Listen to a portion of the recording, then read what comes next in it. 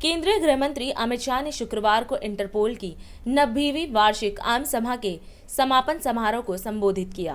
केंद्रीय गृह मंत्री अमित शाह ने कहा कि भारत इंटरपोल के सबसे पुराने सदस्यों में से एक है। यह संगठन अंतर्राष्ट्रीय सहयोग के लिए जरूरी है। अमित शाह ने कहा कि कानून और सुरक्षा बनाए रखने के लिए दुनिया भर में इंटरपोल के द्वारा किए जा रहे प्रयासों की सराहना करता हूं। गृह मंत्री शाह ने आतंकवाद के खिलाफ सामूहिक लड़ाई पर भी जोर दिया। शाह ने कहा कि आतंकवाद की वैश्विक परिभाषा महत्वपूर्ण है, क्योंकि अच्छे आतंकवाद, बुरे आतंकवाद, छोटे आतंकवाद और बड़े आतंकवाद की धारणा एक साथ नहीं चल सकती। गृह मंत्री शाह ने कहा कि भारत हमेशा दुनिया भर में आतंकवाद विरोधी गतिविधियों के साथ खड़ा रहा है। भारत की आजादी के अमृत महोत्सव के अवसर पर नई दिल्ली में आयोजित 90वीं इंटरपोल जनरल असेंबली के समापन सत्र को संबोधित करते हुए मुझे आनंद की अनुभूति हो रही है। आज का ये 21 अक्टूबर का दिन भारतीय पुलिस के लिए अत्यंत महत्वपूर्ण होता है।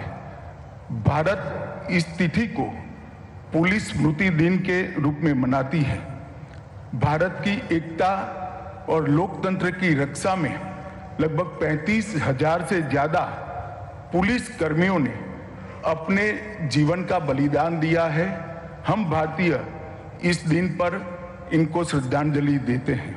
आज मैंने राष्ट्रीय पुलिस स्मारक पर इंटरपोल के प्रेसिडेंट और सेक्रेटरी जनरल के साथ उन सभी पुलिस कर्मियों को श्रद्धांजलि अर्पित की है। कोविड की महामारी के बाद इंटरपोल की यह जनरल असेंबली अपने आप में एक महत्वपूर्ण आयोजन है।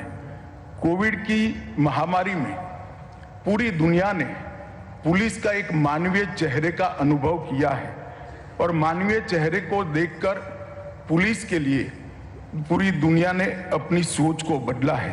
पिछले 100 सालों में इंटरपोल विश्व के 195 देशों का एक व्यापक और प्रभावी मंच बन गया है, जो पूरे विश्व में अपराधों पर नकेल कसने के महत्वपूर्ण भूमिका निभा रहा है। भारत इंटरपोल के सबसे पुराने सदस्यों में से एक है। 1949 से भारत इंटरपोल के साथ जुड़ा हुआ है। आज के विश्व में इंटरपोल जैसा मंच कोऑपरेशन और मल्टीलेटरलिज्म के लिए बेहद जरूरी और महत्वपूर्ण है। मैं भारत सरकार, भारत के गृह मंत्रालय तथा विभिन्न पुलिस बलों की ओर से सार्वजनिक सुरक्षा, विश्व शांति और स्थिरता के लिए इंटरपोल के सार्थक प्रयासों और योगदानों की सराहना करता हूं। मित्रों, क्रिमिनल जस्टिस सिस्टम भारत के लिए कोई नई बात नहीं है। शायद सबसे पहले क्रिमिनल जस्टिस सिस्टम पर चिंतन और चिंता दोनों भारत में शुरू हुए हैं।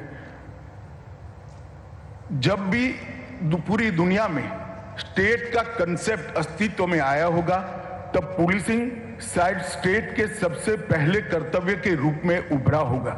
नागरिकों की सुरक्षा और किसी भी राज्य की सबसे प्राथमिक जिम्मेदारी है।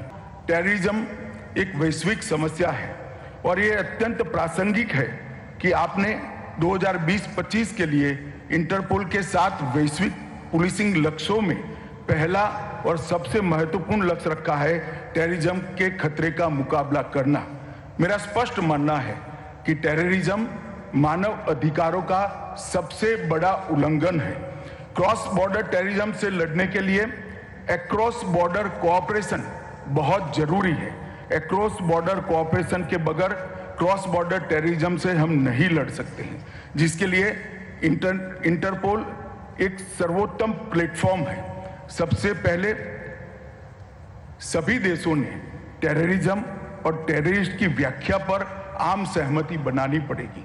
अगर टेररिज्म और टेररिस्ट इसकी व्याख्या पर आम सहमति नहीं बनती है, तो हम एकरूप होकर इसके सामने वैश्विक लड़ाई नहीं लड़ सकते। टेररिज्म के खिलाफ एक साथ लड़ने की प्रतिबद्धता एक और गुड टेररिज्म, बैड टेररिज्म तथा टेररिस्ट हमला छोटा या बड़ा, ये दोनों नैरेटिव एक साथ में नहीं चल सकते हैं।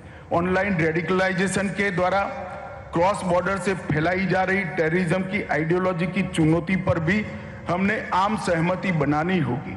इसको पॉलिटिकल आइडियोलॉजी के रूप में हम नहीं देख सकते। ऑनलाइन रेडिकलाइजेशन के प्रचार प्रसार को, इस समस्या को हम अगर राजनीतिक समस्या मानते हैं तो टेररिज्म के खिलाफ हमारी लड़ाई आधी अधूरी रहेगी। हम सभी यह सुनिश्चित करने के लिए प्रतिबद्ध हो कि टेररिज्म के विरुद्ध प्रभावी लड़ाई दीर्घकालिक, व्यापक और सतत होनी चाहिए। भारत ग्लोबल टेररिज्म के सभी स्वरूपों से लड़ने के लिए टेक्निकल रूप से और मानव संसाधन प्रदान करने के लिए इंटरपोल के साथ काम करने के लिए प्रतिबद्ध है। मुझे विश्वास है कि भारत की आपकी ये यात्रा, विभिन्न स्थलों का आपका दौरा और दीपावली का त्योहार आपके लिए हमेशा यादगार रहेगा। जनरल असेंबली के उत्तम आयोजन के लिए मैं इंटरपोल और सीबीआई की भी सराहना करता हूं। मैं सभी को सुखद और सुरक्षित अपने देश वापस पहुंचने की मंगल कामना कर मेरी बात को समाप्त करता हूं। वंदे मातरम। धन्यवाद।